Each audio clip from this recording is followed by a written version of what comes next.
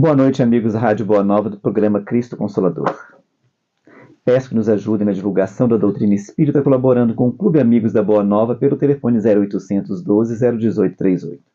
Aproveitar aqui e mandar um grande abraço aos nossos amigos da Rádio Boa Nova e da Fundação André Luiz. Programa Cristo Consolador, todas as terças-feiras, às 23 horas, aqui na nossa Rádio Boa Nova.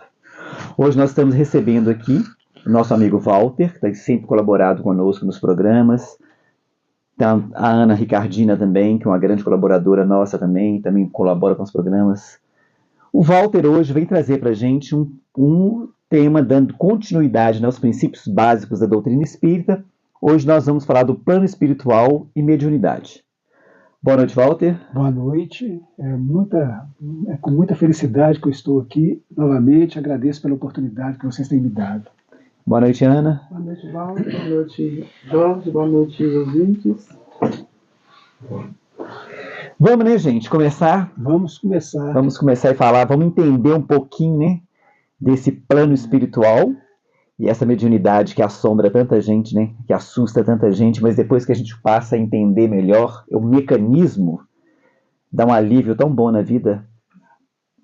Bom, vamos lembrar que a gente vai falar de plano espiritual, né, como enfoque de princípio básico, né, do espiritismo, porque esse assunto é um assunto que envolve muito conhecimento, muitas minúcias, né, e muito aprofundamento, né? E naturalmente aqui a gente vai dar um enfoque mais voltado para essa ótica. Então vamos lembrar o seguinte: como nós começamos lá desde Deus, Jesus, né, o Espírito, dos primeiros itens, né, que estão elencados em quase todos os centros, um grande quadro dos princípios básicos, né, do Espiritismo, para quem já labora nessa seara do Espiritismo, e mesmo que pouco tenha estudado ou que pouco se dedique, falar que plano espiritual é um princípio básico do Espiritismo é quase que um pleonasmo. Mas, né, eu posso até concordar que é uma coisa muito óbvia, mas isso aí não evita, não tira da gente a obrigação de buscar informação a respeito disso de uma maneira muito profunda. Não, né? A gente tem que levar em consideração que nesse trabalho de informar a humanidade, porque o Espiritismo, como terceira revelação, que é uma revolução também, dentro do cristianismo, com certeza, né? Ele é um trabalho de espíritos muito elevados que se incumbiram dessa missão e,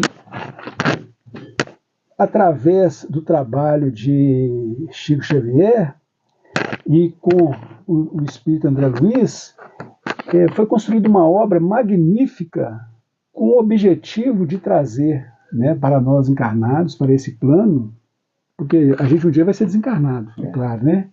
Mas para o plano material, como a gente fala, essas informações que têm nos ajudado tanto nessas percepções e a utilidade disso. Por que isso é importante? Porque compreendendo que a nossa alma é eterna, que não existe só esse plano, que o plano espiritual é a continuidade dessa vida, é que nós vamos nos ater para nossas responsabilidades diante da nossa responsabilidade de sermos os autores, né, o autor principal da nossa evolução, presente do Criador. Então, essas informações que são trazidas nas obras de André Luiz, principalmente, é claro que tem outras, nós vamos citar aqui até um texto muito bonito, a Ana até falou a respeito, né, de Emmanuel, que nos ensina muito a respeito disso. Então, do plano espiritual, se você fala geralmente para pessoas de outras religiões que não é o espiritismo, eles eles buscam um céu ou um inferno. Umas religiões buscam o purgatório, não importa. Mas sempre tenha em mente que, fora desse plano material aqui, tem um outro plano. Não é verdade? Com certeza. Agora, o Espiritismo, de uma forma muito bem definida, explicada, até aonde nós podemos chegar com a capacidade que nos é dada pela nossa evolução, é claro, né? Nos tem dado informações muito precisas a respeito disso. Vamos começar pelo umbral. Eu acho que dentro do universo espírita, né, da população espírita, pelo menos brasileira, quase todos já leu O Nosso Lar. Se não leu, já viu o filme. Então, o umbral é um local, da forma que existe esse local, ainda fica muito ainda embaçada a informação, porque aquela entrada e a saída de André Luiz naquele espaço é totalmente vinculado à mente dele e às suas vibrações. Então, ele é um espaço criado, né, psicamente, mas não deixa de ser um espaço. E de ser percebido por aqueles que já perderam o corpo somático e têm o corpo perispiritual. Esse espaço é percebido como nós percebemos esse mundo aqui. Então, na definição de espaço, o umbral é um espaço que existe no mundo espiritual. Da mesma forma que o nosso lar, que é uma casa, né, de acolhimento, porque, para quem leu também, quem viu o filme, sabe que lá são acolhidos vários espíritos que estavam no umbral, lembrando que o nosso lar, ele está dentro do umbral. Também aqui em Belo Horizonte temos Novos Horizontes, como em várias outras cidades, tem suas colônias, né? Colônias ou cidades espirituais, não importa como é dito, né?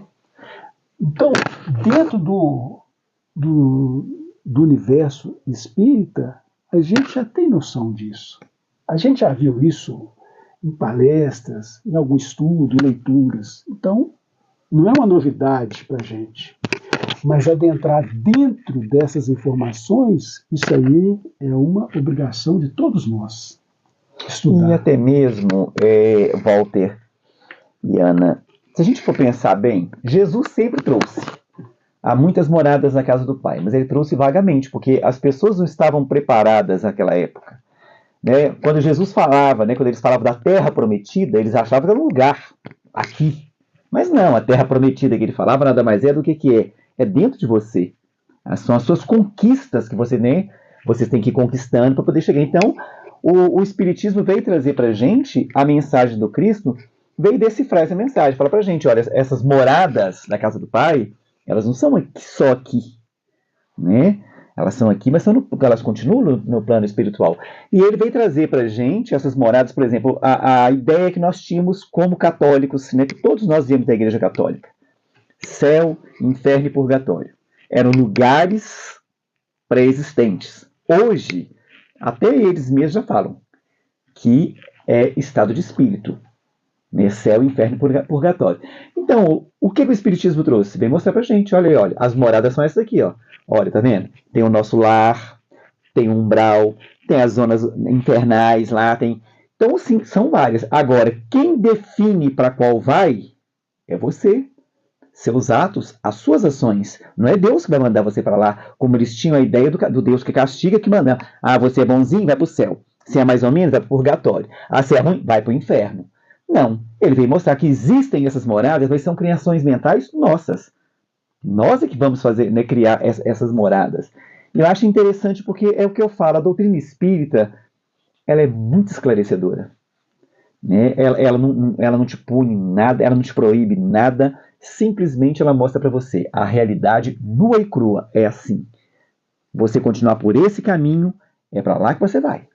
Mas se você não quiser ir para lá, modifique as suas atitudes, que você pode ir para um lugar melhor. Então, Não esquecendo que um umbral é um portal. Todos, sem exceção de um, até o Chico passou por lá. Todos nós vamos passar. Também não vou também passar ninguém. Mas todos vão ter que passar por um caminho. Ali é um caminho. O Chico passou. Não sei quantos segundos ele passou, mas passou. Né? Todos nós vamos passar por ali. agora, Ana, você está falando isso aí, mas geralmente a gente vê umbral, tá certo? Como lugar, né? Aquele lugar horroroso, né? Tipo o purgatório. Né? É o lugar intermediário entre o bairro, igual você falou, nas furnas infernais, né? E esse estado que a gente está aqui, onde a gente está muito bom ainda. Pesados. Né? Então, quer dizer que é um meio termo ali. Mas vamos lembrar que tem gente que adora morar no umbral. Sim. Tem gente que gosta. Constrói cidades maravilhosas. Cidades. Né? Igual na Libertação, tem uma cidade lá. Cidades, exatamente, igrejas. Tem regras, tem chefes ou governadores, sei lá, não importa. Mas tem organizações coletivas ali dentro do umbral. Tem aqueles que escravizam, que punem, etc. Como nesse mesmo livro que você falou, Libertação, dá uma ideia muito forte do umbral. Mas tem aqueles também que simplesmente gostam de ficar ali naquele meio. Né? Agora, eu gostaria de falar a respeito também que nos esclarece a respeito desse plano espiritual, né? É a respeito dos trabalhos que são feitos, né? Das tarefas que são exercidas, que são informações trazidas por nós, por André Luiz também. Não só aquelas tarefas de recolhimento daqueles que já têm a capacidade de ser recolhidos, que já adquiriram alguma luzinha que os permitam ser levados para dentro do nosso lar, ou dentro de Novos Horizontes, ou em qualquer lugar que os acolha, né? Como também aqueles trabalhos que são feitos dentro dessas coletividades, como essas cidades organizadas e maravilhosas. Pelo que eu tenho percebido, na minha percepção, é um lugar maravilhoso o nosso lar. Né? Com aqueles ministérios, Ministério da Reencarnação, Ministério da Comunicação, e até da alimentação, do atendimento. Então, esses trabalhos que são feitos ali por milhares e milhares de desencarnados também nos levam a perceber que no mundo espiritual não tem previdência social, não tem aposentadoria, não. A gente percebe que é um trabalho contínuo. É um trabalho contínuo. E que, na maioria das vezes, quando o espírito desencarnado ele adquire já determinado grau, tá certo? De conhecimento, de intelectualidade também, de coração, de moral, ele pede por um trabalho, ele inicia esses trabalhos lá. E que, como eu já falei, não tem previdência nem privada, nem do governo. Não tem. Então, como Jesus falou, meu pai trabalha todo dia. Então, se alguém está pensando aí que vai para o plano espiritual e que vai ter um descanso merecido, descanso eterno, pode colocar suas asinhas de molho. Pode colocar suas asinhas de molho e se preparar, porque, com certeza, você que está nos ouvindo vai pedir por uma oportunidade de trabalho.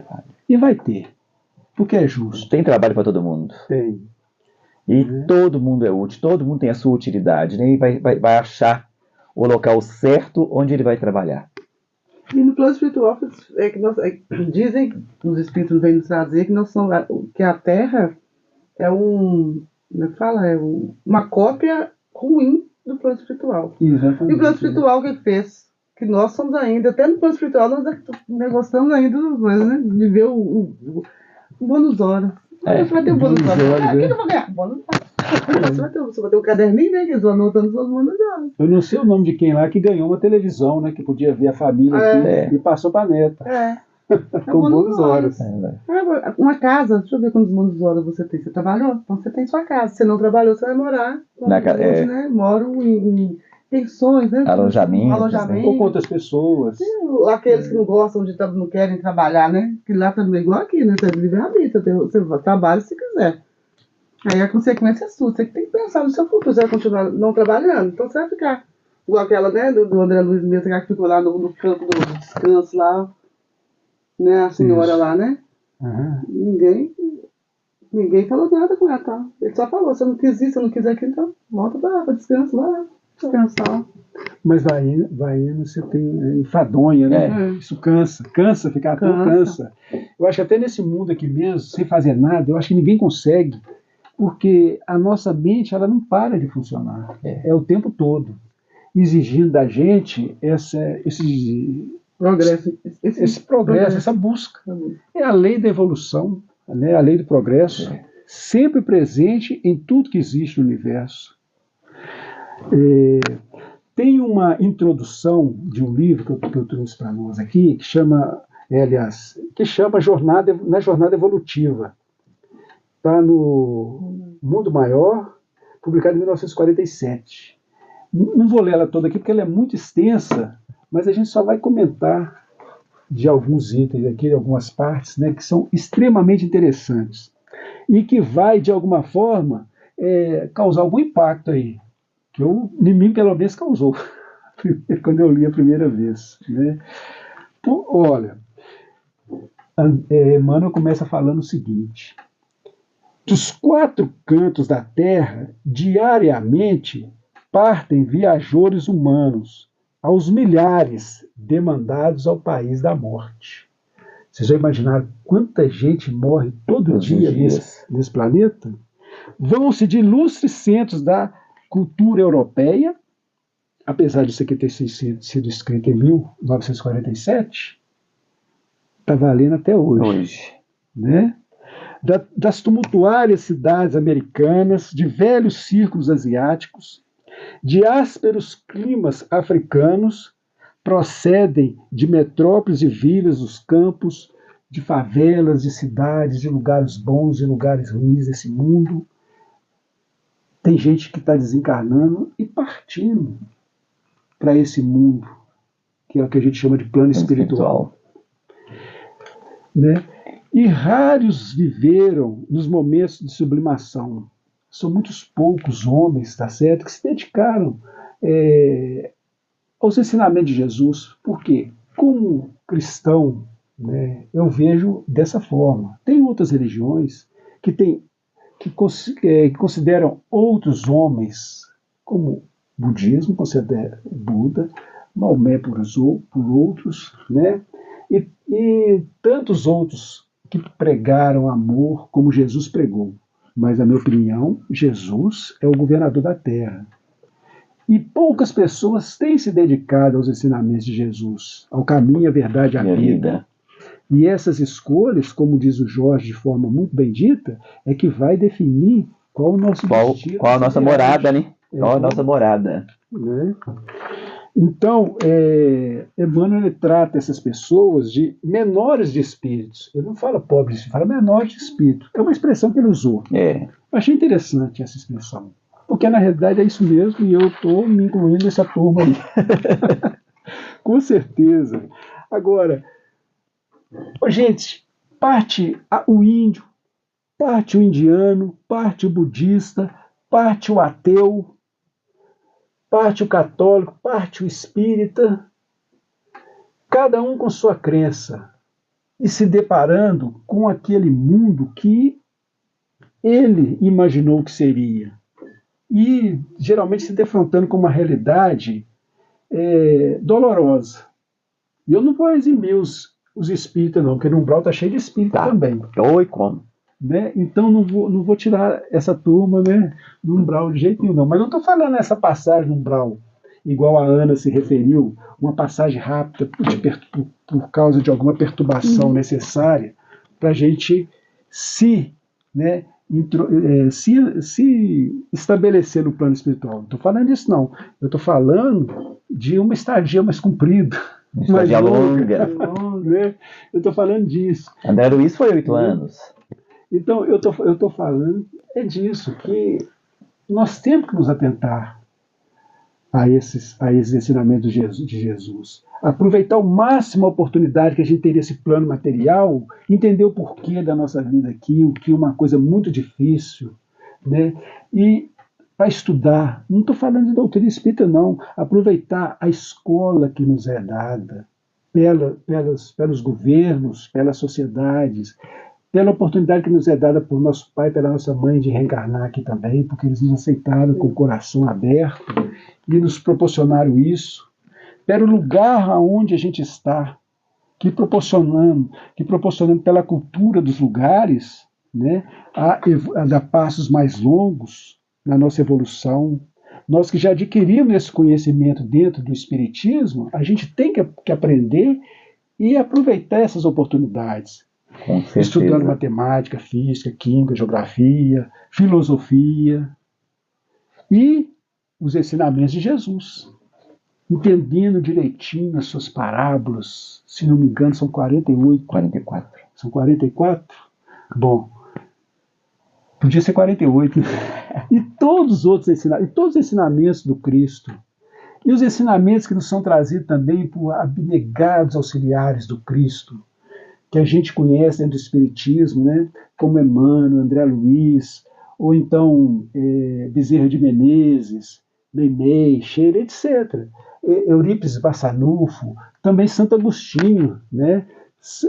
E tantos outros como São Francisco de Assis, Santo Antônio, São João, Mateus, todos estes espíritos, né? Eu não vou falar de escola, mas muito evoluídos, que têm contribuído com informações para nos direcionar a fazermos as escolhas sempre certas. Vamos aproveitar essas oportunidades para a gente ter uma bagagem, quando chegar lá, chegar com a nossa mala cheia de amor. Porque o que a gente vai levar daqui, é o que a gente sente, o que a gente aprendeu, né? Pois é, mas considerando tantos espíritos partindo de tantas partes do mundo, então Emmanuel usa uma palavra muito, muito bacana aqui, onde albergar, né, aonde dar acolhimento a estranha e infinita caravana que chega do outro lado, que é uma caravana de pessoas, onde se alberga tantas pessoas com tantos costumes e valores diferentes, né? Como designar a mesma estação de destino a viajantes de cultura, posição e bagagem tão diversas? Eu procurei informação a respeito disso. O que eu aprendi foi o seguinte: a Ana falou aqui, quase que en passant, né, rapidamente ela falou uma coisa aqui, que existe uma terra que é a cópia dessa, pois é, essa é a cópia da outra, né? Mas é mais ou menos isso mesmo.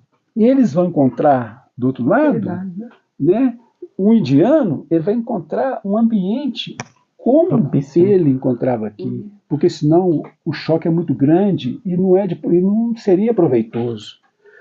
O Belo Horizontino não vai encontrar uma queijaria do outro lado, não, mas vai encontrar um lugar parecido com Belo Horizonte. Né? Como um americano também vai encontrar uma grande maçã como a Nova York, do lado de lá também. Já falei do indiano por causa de quê? Por causa das peculiaridades daquela cultura. Que seria assim, quase que inaceitável. Né? Ele não conseguiria se estabelecer num lugar muito diferente daquele. E encontraremos aqueles que coadizem, com aqueles que convivem com a gente aqui, de uma forma ou de outra, com essa mesma cultura. É claro que, levando em consideração que a gente vai chegar num lugar condizente com a nossa bagagem. Bagagem, justamente. Né? Eu estou falando assim de alguém que já adquiriu determinada capacidade de se estabelecer num lugar melhor um pouco, de convivência. Né?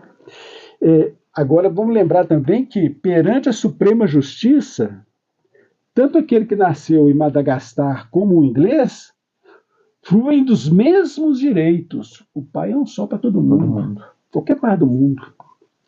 Provavelmente, porém, estarão distanciados entre si Agora, olha só a informação de Emmanuel, que não é tão sutil assim, não. Ela é bem clara até, né? Estão distanciados entre si pela sua conduta individual. Por exemplo, dentro daqueles ingleses que encontrarão um ambiente inglês, como brasileiro que encontrarão um ambiente brasileiro, eles vão ser distanciados entre si, vibrarão em posições diferentes, né? É o padrão vibratório de cada um. Né? Exatamente. É o padrão vibratório que vai atrair, por exemplo, cada um vai para onde o seu padrão vibratório se indica. Então, eles vão unir pelas vibrações. Esses grupos eles vão chegar juntos, mas eles vão se desfazer, né, vamos dizer assim, pelo padrão vibratório. Porque cada um vai para um lugar. Não vão ficar todos no mesmo agrupamento. Né? É tudo questão de sintonia. Esse lugar que você falou aí, como você falou antes, esse lugar aí é um estado vibracional. Vibracional, ué. É um padrão vibratório. São os portais que eles mesmos vão, né, eles vão construindo. São as criações mentais deles que vão construir o lugar onde eles vão ficar, a cidade onde eles vão ficar, a colônia. Eles próprios, né, fazem esse agrupamento pela vibração. Então, mesmo considerando, tá certo, que encontrarão um lugar, um espaço condizente com o lugar, o país de onde eles desencarnaram, terá também essa divisão. E uma coisa, né, meus amigos, que a gente não pode deixar de falar aqui, né? Os encarnados também, durante o sono, vão lá para dar um passeiozinho também. Graças a Deus. Pela vibração, eles são levados lá também. Então a gente tem que começar a melhorar o nosso padrão vibratório para a gente começar a ir para as coloniazinhas melhores, para a gente não começar a ir lá para o umbral, para as partes piores do umbral, para as zonas infernais, para os abismos. Né? A gente tem que tomar muito cuidado com isso. Meu Deus. É desse jeito aí, Jorge. Aí só abrindo aspas para Emmanuel aqui, ó. Diante da lei divina que distingue invariavelmente a virtude e o crime, o trabalho e a ociosidade, a verdade e a simulação, a boa vontade e a indiferença. Gente, Emmanuel, eu agradeço demais esse homem. Espírito iluminado, quanta coisa bonita que ele trouxe para nós. Numa frase tão pequenininha, ele fala uma coisa assim que é simplesmente irretocável isso aqui. Né? Diante da justiça divina, ela isso aí, ó, se distingue de uma forma natural, seguindo as leis divinas. Nós vamos nos agrupar, né? Pela nossa afinidade. E simplesmente não tem jeito de esconder. Não tem, não. Isso aí você não coloca, não tem jeito de você fingir. Não tem jeito, não. Interessante, né? Quando fala assim, as pessoas acham assim, como ele mesmo diz, não se mistura. Vamos dizer assim. Porque do nosso lar mesmo, na guerra, em 1945, o Emmanuel faz uma pergunta, porque não tinha, muitos que estavam desencarnando, né, na guerra, e vinham alguns de outros países. Emmanuel, o André Luiz pensa, como que vai vir, como que vai se comunicar? Todo mundo pensa que vai falar inglês. Não. Aí ele fala, não, André, vai ser designado um que fala inglês, o outro que fala inglês, o outro, para dar seu auxílio. Ou seja, é igual você falou, tudo é vibração. Vibração. Quem pensa em inglês vai estar como quem pensa em inglês. Né? Você vê como que é muito, muito, muito interessante o plano. Mas a gente tem que, como ele falou, aprofundar muito nesse. É uma palestra, 1h30, 2 horas, acho que é o dia inteiro falando sobre isso, a gente sempre vai ter assunto. Isso aí. Mas, resumindo, né, o trabalho, resumindo assim, ó, o que significou o trabalho de André Luiz? Estou resumindo o trabalho de André Luiz. Resumindo o que significa o trabalho de André Luiz, pelas palavras de Emmanuel, a missão de André Luiz é, porém, a de revelar os tesouros que somos herdeiros, felizes na eternidade. Gente, olha, por mais que a gente peque, por mais que a gente erre, por mais que a gente avilte as leis divinas e vá não ao encontro, mas de encontro, né, a essas leis naturais, a gente sempre terá oportunidades. A gente sempre vai ter opções, a gente vai sempre ter escolhas. E André Luiz, como Emmanuel está falando aqui, ele está abrindo as nossas almas, nossas mentes, nossos corações para essa herança divina maravilhosa que nos aguarda. Mas a gente vai ter que esforçar um pouquinho para poder alcançá-la, né?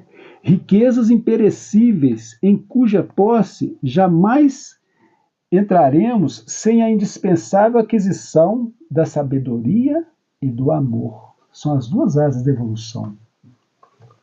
Não é mesmo? A inteligência e o amor. Somos filhos de Deus em crescimento, seja nos campos das forças condensadas, que ele está se referindo a esse plano material, quais os da luta física, seja nas esferas de energias sutis, quais as do plano superior. Então, nossa evolução, ela se dá nesse plano e se dá no outro também. Mas é assim, ó, é complicado a gente responder a seguinte pergunta: por que a gente não fica só do lado de lá? Por que a gente encarna? É porque as ferramentas que a gente encontra do lado de cá, elas proporcionam para a gente muitas colheres de chá para que a gente alcance essa evolução mais rápido. Você quer ver uma? Esquecimento do passado, que todos contestam. Ah, não, se eu lembrasse... Nossa, mãe, se eu lembrasse... Seria muito bom. Seria. Né? Seria a perdição que ia ser. Pois é. Como é que um pai que matou um outro ser que agora é o filho dele se encontraria numa encarnação unidos? É difícil. Né? Para poder cultivar o perdão, para poder cultivar o amor e um reencontro e um recomeço. Seria quase impossível. Então, isso aí é um dos exemplos que me veio à mente agora. Mas existe infinitos outros, né? A morte, ninguém propiciará passaporte gratuito para a aventura celeste. Quer dizer, ninguém aqui vai para o céu de graça, não. Só porque morreu. Tem um ditado aí que fala assim, ó, depois que morre vira santo, né? Não vira, não. Depois que morre que vai ver que não é santo. Está longe de ser. Nunca promoverá compulsoriamente homens em anjos. Quer dizer, é isso aí que o Jorge acabou de falar. Não vai virar anjo só porque morreu, não, né? Ninguém depois do sepulcro gozará de um descanso que não tenha feito jus.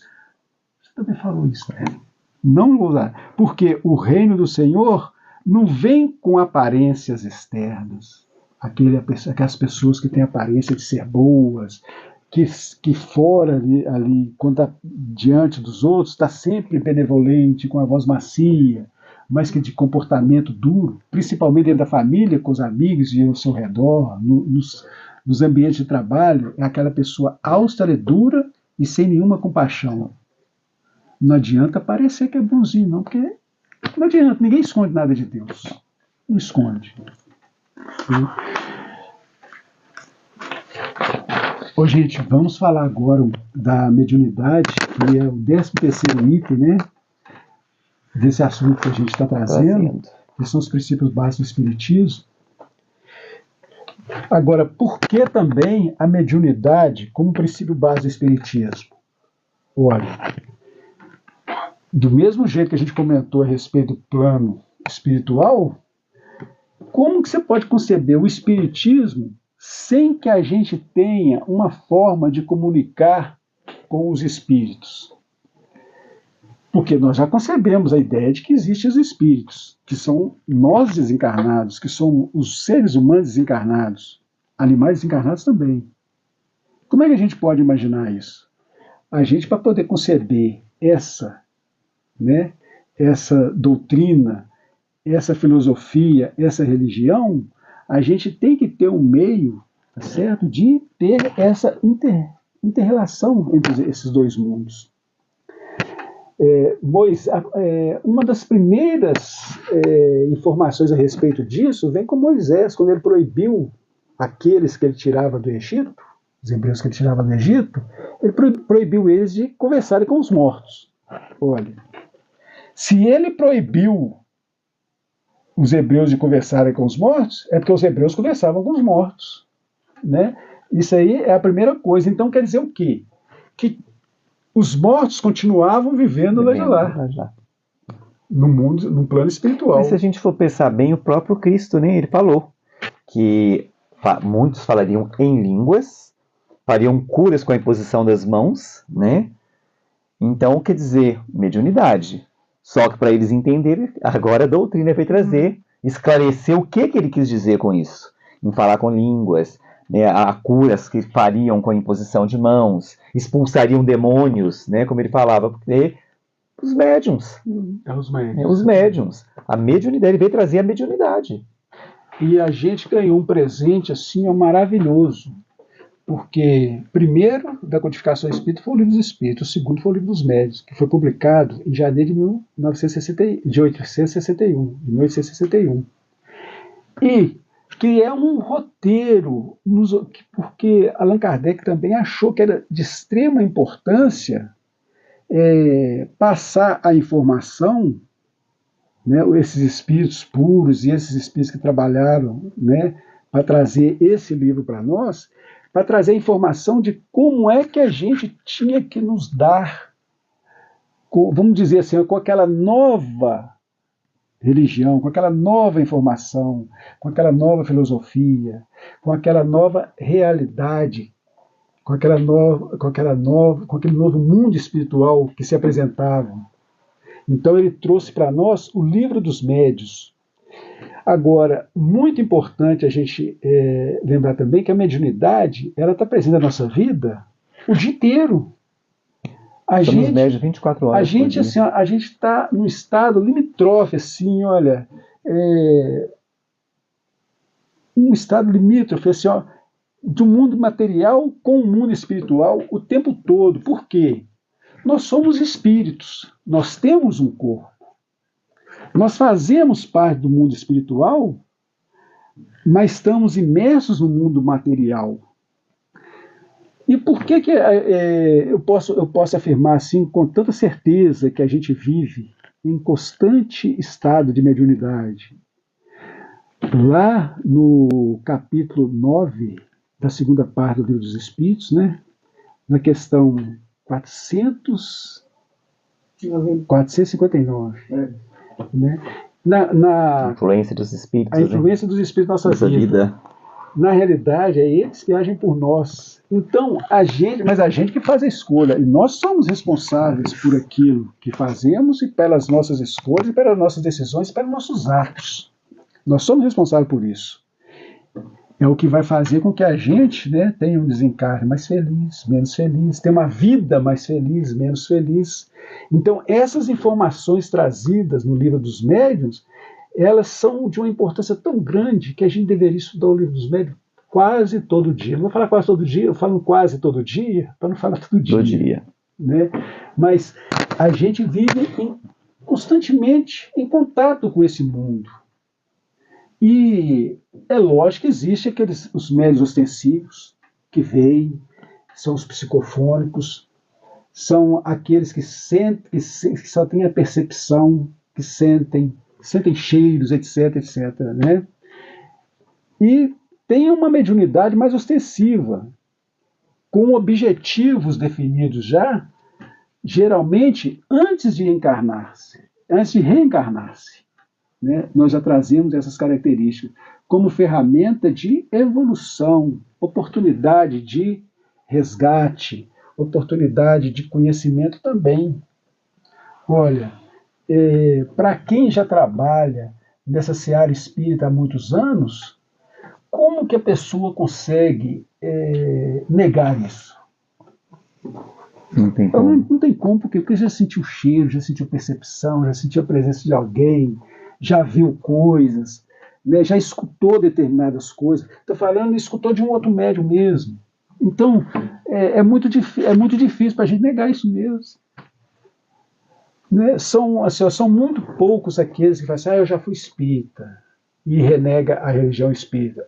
Eu acredito que quem já foi espírita mesmo, né, já estudou espiritismo, já participou de trabalhos dentro do centro espírita, essa pessoa não deixa de ser espírita, não.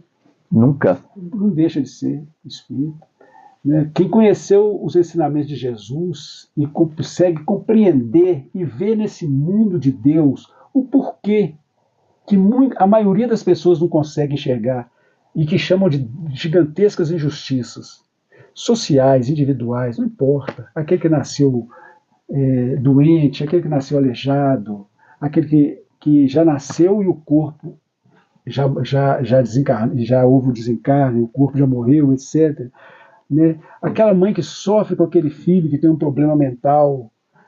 Então, essas pessoas não conseguem ver a justiça, não a justiça, não, a misericórdia divina estendida, porque Deus não pune as pessoas, Ele dá oportunidade. Ele educa.